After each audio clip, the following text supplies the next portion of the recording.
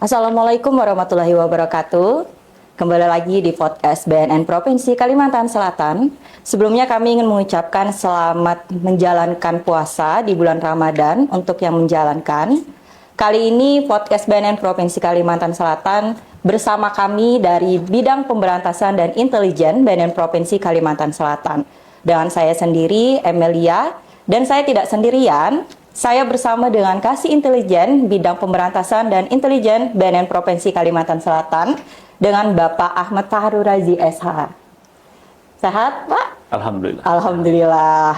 Untuk mengenal lebih dekat lagi apa sih Bidang Pemberantasan dan Intelijen BNN Provinsi Kalimantan Selatan, langsung saja kita tanyakan ke Bapak Ahmad Fahrul Razi. Jadi apa nih, Pak? Bidang Pemberantasan dan Intelijen Provinsi Kalimantan Selatan itu, apakah ada layanan-layanan yang bisa diakses publik dari Bidang Pemberantasan dan Intelijen BNN Provinsi Kalimantan Selatan? Oke. Di bidang pemberantasan dan intelijen itu merupakan bidang lainnya yang berada di lingkungan Badan Narkotika Nasional Provinsi.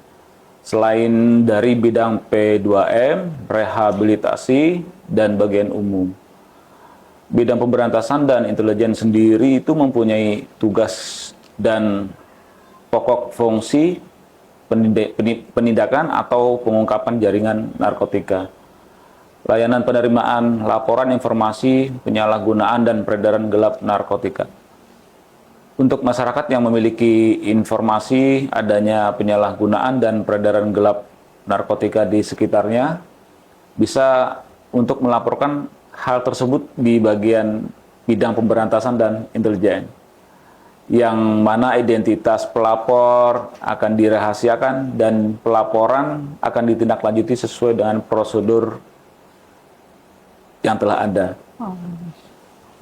Terus kami juga ada tugas pengawasan tahanan dan barang bukti untuk kasus yang telah terungkap. Selanjutnya juga adanya pelayanan tim asesmen terpadu. Menarik ya, Pak. Ternyata tugas pokok dan fungsi di bidang pemberantasan ini tentunya memerlukan keahlian dan ketelitian yang sangat tinggi ya. Nah, untuk saat ini kita kan ada pengungkapan dan penangkapan kasus narkotika. Ada fenomena yang terjadi di masyarakat nih. Ambillah contohnya, ada public figure. Beberapa bulan ke belakang itu kan ada public figure yang dia itu ketangkap dengan kasus narkotika. Tapi kok kenapa tiba-tiba beberapa bulan kemudian dia bisa ada di layar kaca kembali gitu. Ada apa? Apakah dari perspektif bidang pemberantasan dan intelijen BNN Provinsi Kalimantan Selatan ini bagaimana untuk menanggapi fenomena tersebut? Gitu? Oke. Sebelumnya harus kita ketahui juga ya, dan perlu dipahami juga adanya istilah narkotika dan narkoba. Ada lagi juga nafsa yang diketahui oleh masyarakat. Narkotika sendiri kita merujuk pada Undang-Undang Nomor 35 Tahun 2009 tentang narkotika. Disebutkan narkotika itu adalah zat atau obat yang berasal dari tanaman atau bukan tanaman, baik sintetis maupun semi-sintetis, yang dapat menyebabkan penurunan perubahan kesadaran, hilangnya rasa, mengurangi sampai menghilangkan rasa nyeri, dan dapat menimbulkan ketergantungan juga. Yang dibedakan ke dalam golongan-golongan yang termuat dalam lampiran Undang-Undang Narkotika.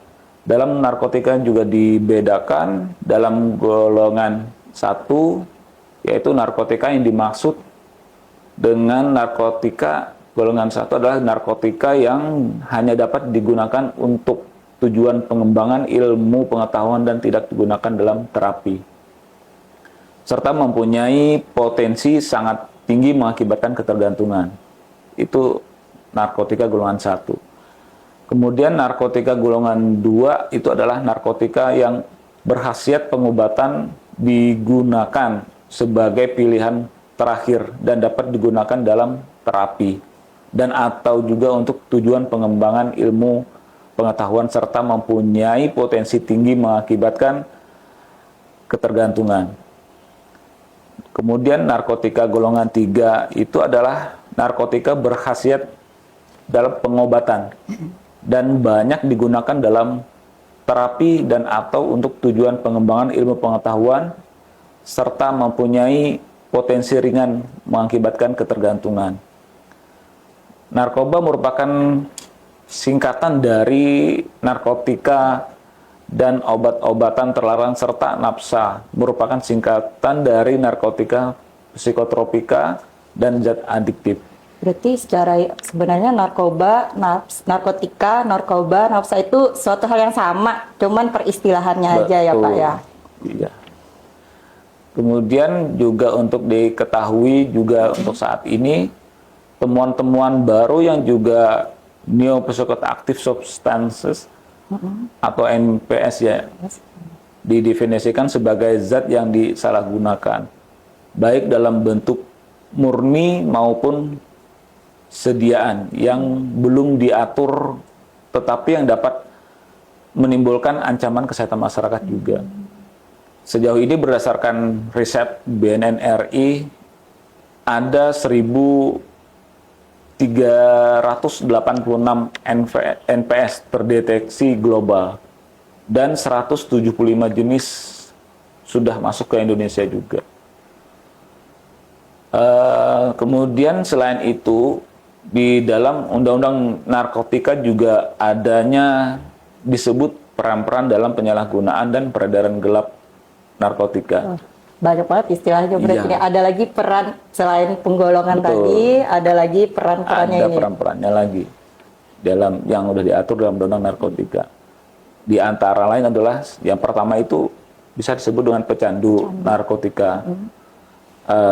Yang dimaksud pecandu narkotika di sini adalah orang yang menggunakan atau menyalahgunakan narkotika dan dalam keadaan ketergantungan pada narkotika baik secara fisik maupun secara fisikis.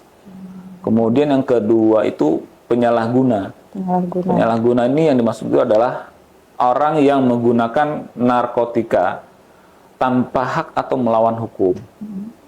Kemudian yang ketiga, korban penyalahgunaan narkotika adalah seseorang yang tidak sengaja menggunakan narkotika karena dibujuk, diperdaya, ditipu, dipaksa, dan ataupun juga semacam seperti ancaman gitu untuk menggunakan narkotika.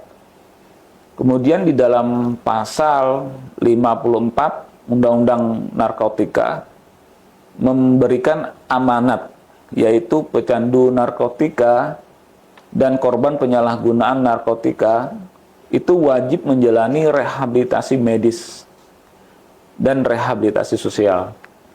Menjadi tanda tanya dong, treatment atau langkah apa yang bisa menyebutkan seseorang itu merupakan pecandu narkotika ataupun korban penyalahguna, atau dia pengedar, bahkan ternyata dia bandar tapi dia pecandu juga, gitu. Disinilah adanya pelayanan tim asesmen terpadu di Badan Narkotika Nasional, yang juga ada kesekretariatnya di BNNP Kalimantan Selatan salah satunya, di mana kesekretariatan TAT ini berada di bawah bidang pemberantasan dan intelijen. Apa kaitannya penjelasan dengan penjelasan saya tadi?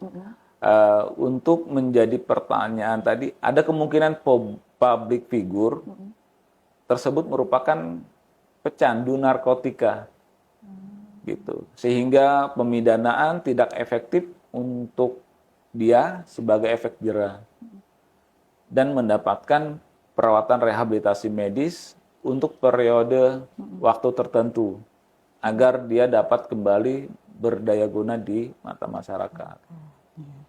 Dari data Indonesia Drug Report 2025, pada tahun 2024, Polri dan BNN telah mengungkap kasus narkoba sebanyak 46.748 kasus dengan melakukan penangkapan 61.439 orang.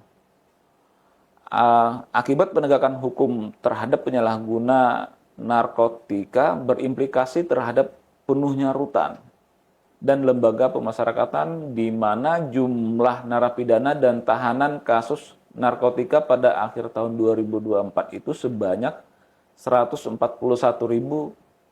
orang. Di mana 76.712 orang itu sebagai bandar dan 64.304 orang itu sebagai pengguna. Menarik sekali nih penjelasan dari